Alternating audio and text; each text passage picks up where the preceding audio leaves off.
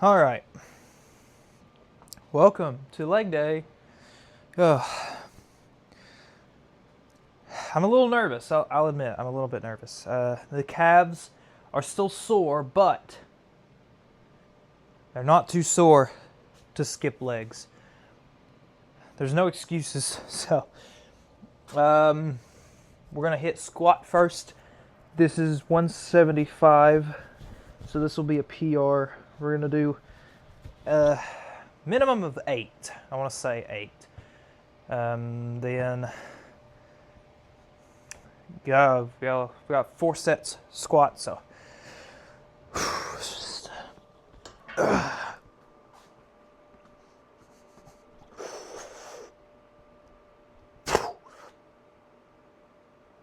that was a little embarrassing. I'll clean that up later.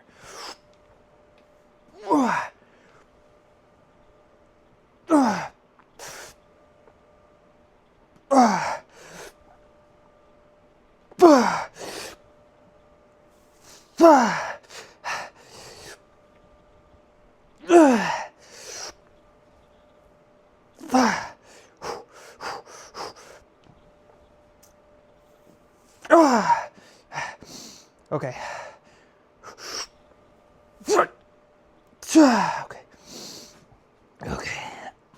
Okay. I'm feeling strong. I already warmed up a little bit, but I'm feeling pretty strong. So.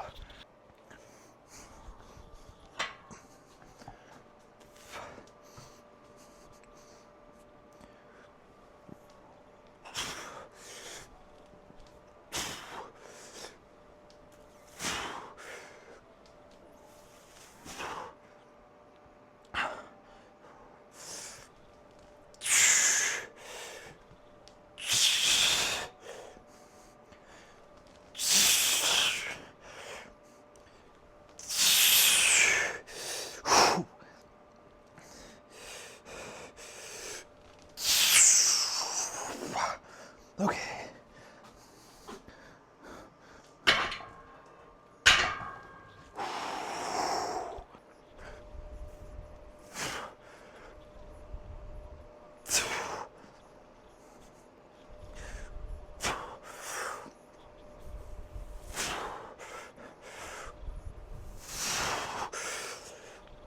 Six.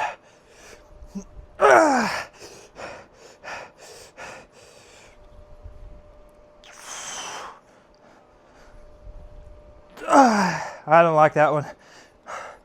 That one don't count. God! Fuck! That one didn't either.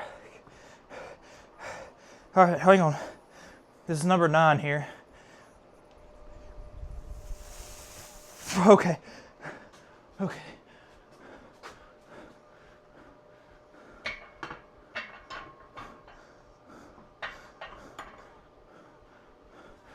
Well, that was awful.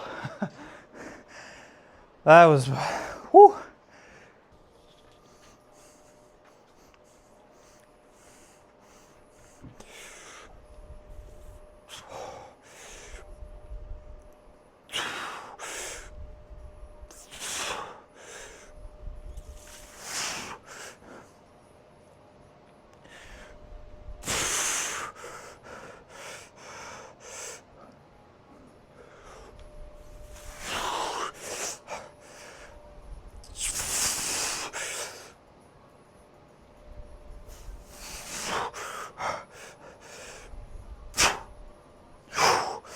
Okay.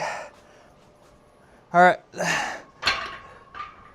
It's 4 sets, 9. All right. Let's do deadlifts. All right. It's really just personal preference, but I usually start with there's 4 sets, so I'll usually kind of just do 2 sets, really knees bent, drive up, and then other ones I'll kind of just bend over. But let's start by addressing the elephant in the room. Check that out. Normal mine. This is how I stand up. Well, how normal legs, which they stand up straight. I never really understood what that was, other than either I've got extra joints or I'm fucking part. What's the satire, right? Satyr. I'm like half a satyr, like one of those Greek mythology goat people or whatever. Anyway, I usually, yeah, like I said, usually bend knees on one, kind of like just RDL the other, but doesn't matter. 4 sets, 205 is going to be a new PR. So let's rip this out.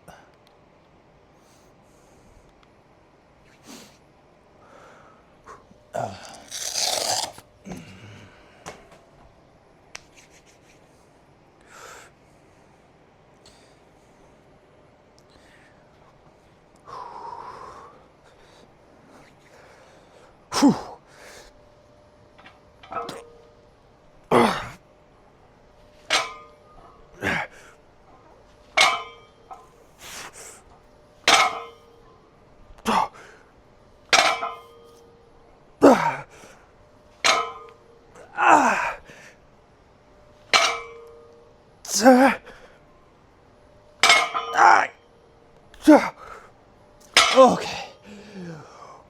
Okay. All right. 3 more sets.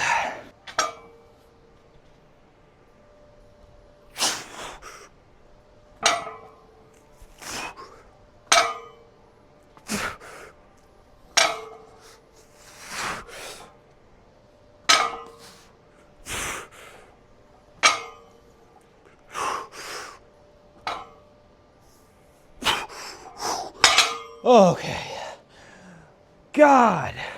If there's any deadlift experts in the field or in the audience, I would like to know the benefits of doing a over and underhand grip. I want to know if there's like a strength factor, if there's like a targeted muscle factor, or if it's just kind of like something. I'm gonna try it. Won't guarantee I like it, but just kind of wanted to know, because I usually just do both overhand, but you know. All right, let's get it.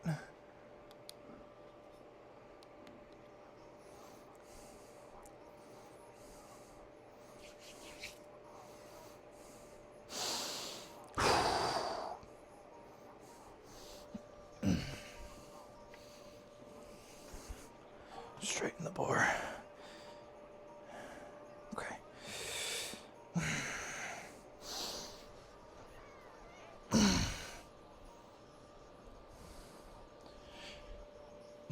Hand placement's got to be different. Okay.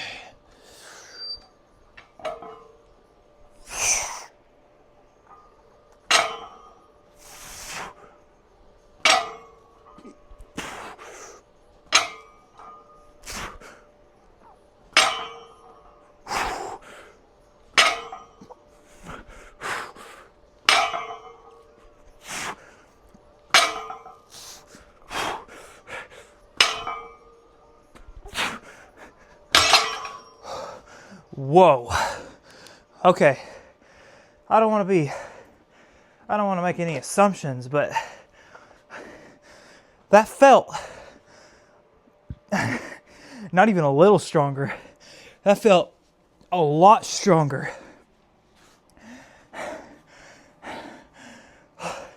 Is that the added benefit that I've been missing out on? That's insane. I like that. Let's do our last set. Just like that. But we're gonna switch hands. So this will be under, this will be over. I wonder if there's like if that's kind of what you gotta do, you kind of gotta balance it or something. Whew. And then, what's next? Actually, I think leg extensions are next, so Let's do this last set.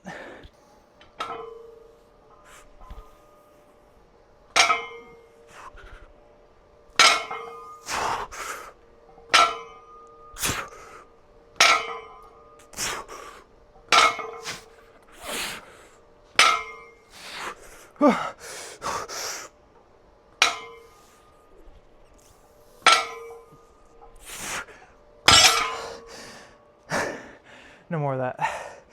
God.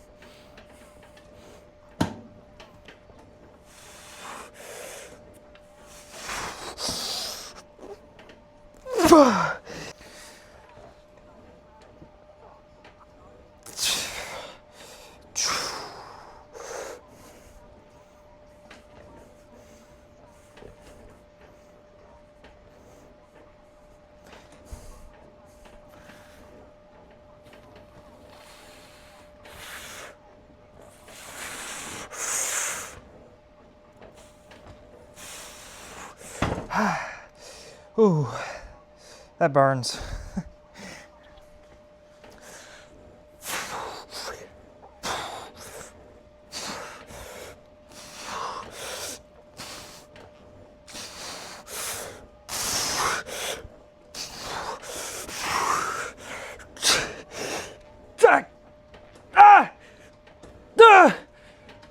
Okay.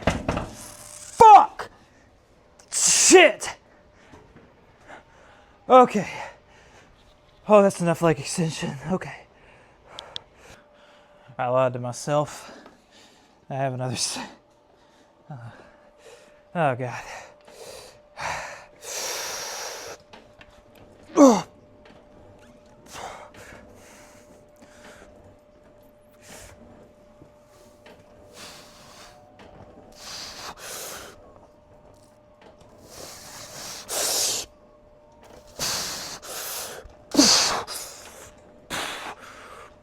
Fuck! Ah! God, okay.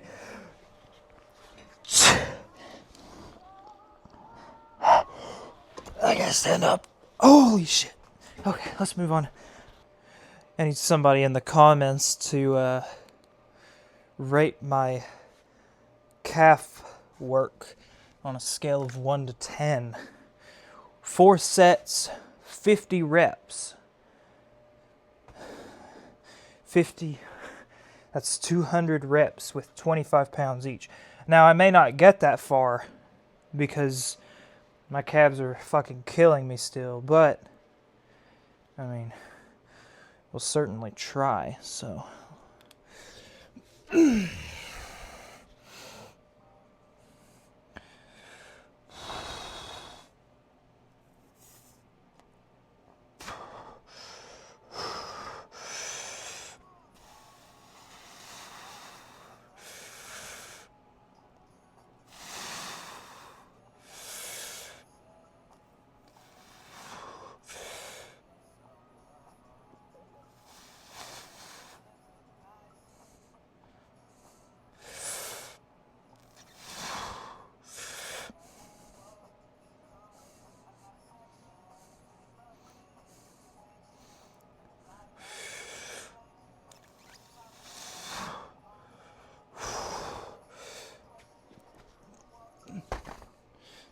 Not gonna lie to you,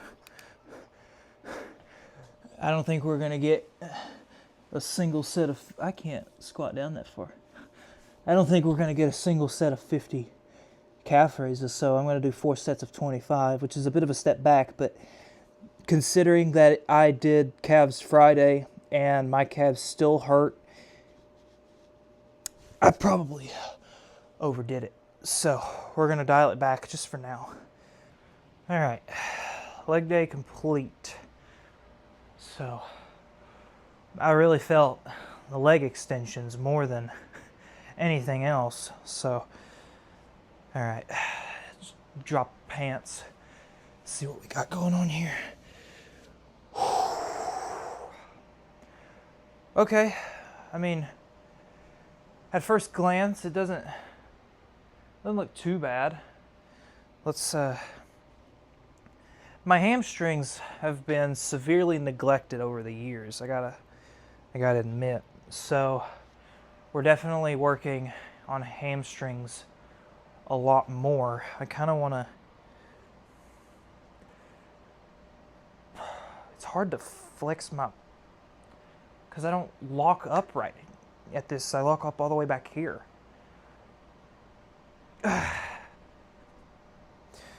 Alright, let's see if we can get like a... Man, it's hard because my pants won't just drop to the floor. Alright, let's see. What can we do for calves? I got told I had small calves, so I took that to heart. I think a lot of the issue is I've got leg hair, which makes me look fluffier, but other than me actually being kind of flat, I'm not making excuses, but like, I'm gonna have to shave my legs or like trim my legs down at some point. I don't know, but I feel like that would help a little bit with a little more definition. So I will cut to the post-workout meal. All right, let's see here. How's that? Yeah, that works. Well, all right. Welcome back to the kitchen, ladies and gentlemen. Post-workout meal. Chicken and rice. I like basics. Like I said in a previous video, I don't remember which one, a previous video, I don't have a problem with repetitive meals. So having chicken and rice, having chicken and rice doesn't really bother me. So we got 300 grams of chicken. I'll have to get back to you on the rice. It's whatever 730 divided by 5 is. That's how much rice is in my... Oh, wait. That's how much rice I've got. Just basic seasonings, salt, garlic powder, paprika, oregano, chili, and onion powder. I don't know if I've ever made that statement. Typically, on a diet, I'll have sriracha chili. On a bulk, I kind of like the sriracha mayo, the stuff that you kind of get out of sushi. I'm more of a fan of that on a bulk, but it's time to shake it up a little. Because, you know, for a lot of people, and maybe it's just because I'm so good at switching, but the more I switch, the less bored I am of the food. Because when I first started, now this was when I didn't know any better. When I first started, I was eating pasta and chicken with marinara sauce. This is gonna make me sound so stupid. I was cutting at like 160 pounds because I had a little meat on the side, and I still do. Never ever got rid of it. So, but that was. You want that? You want that? Okay, well, I'll have it. I'll eat it then. I'm kidding. But, you know, I wasn't very smart back then. And now, if I had any advice for younger people or just anyone in general wanting to start bodybuilding, like when should I bulk? When should I cut? Do a lot of research. And don't just watch whatever video pops up. Specifically search for your like body weight to see, because like at 160, 5'11", I'm freaking thin. So that was a very stupid move, and I set myself back. especially like with newbie gains, I really set myself back. I kind of fucked myself over there in the beginning, because imagine how much bigger I would be if I had taken myself seriously, taken my health seriously, kind of just stopped looking at, kind of stopped chasing a certain end point and starting incorrectly and doing everything wrong. If I had just done the research, put in the work for it, I would have been monstrous now. And you can, I don't want to be somebody who gives advice until I've looked like I've been in this for a while. I definitely don't look like I've been lifting for long. But if I had to give three, let's say three points of advice that I learned over the years.